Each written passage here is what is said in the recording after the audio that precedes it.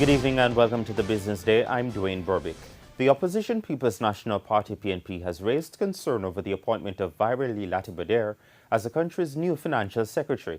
Lambert Brown, the opposition spokesman on the public service, raised the issue, saying the appointment sidestepped the normal constitutional route. Dashan Hendricks reports.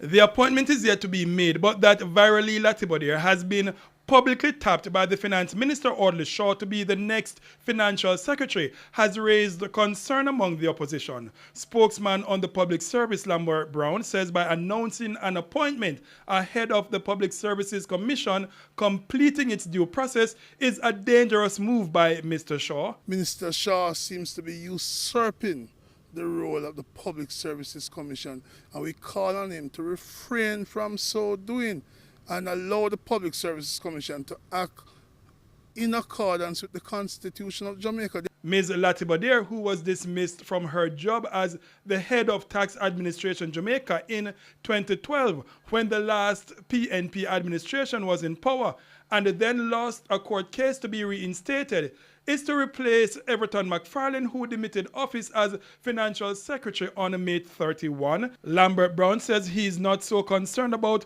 who becomes the next Financial Secretary, but more so about the process in which the appointment is made, saying it should come through the Public Services Commission. We understand that the Public Services Commission had recommended the appointment of Mr. McFarlane. The government has not carried that out, and Mr. McFarlane is leaving.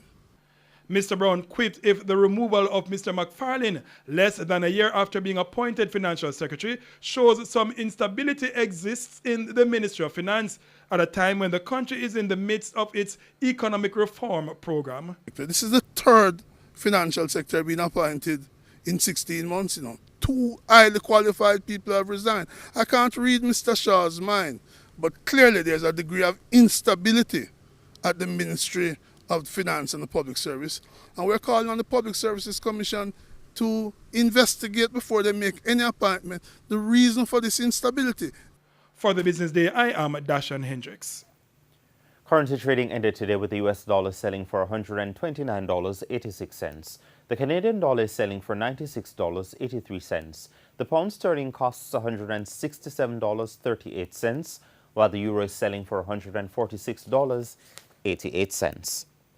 And the price of oil edged up today. Oil for delivery in July ended the day up 79 cents at $48.19 a barrel. Trading on the Jamaica Stock Exchange ended with the main JSE market index down more than 565 points to 238,852, while the junior market index lost 56 points. The winners of the day included AMG Packaging and Paper, Carreras, Honeybun, Main Event Entertainment, Palace Amusement, and Scotia Investments. On the losing end were 1834 Investments, Cable and Wireless, Jamaica Brawlers, Jetcon, Panjam, Radio Jamaica, and T-Tech. And that's your Business Day. I'm Dwayne Burbick. Good evening.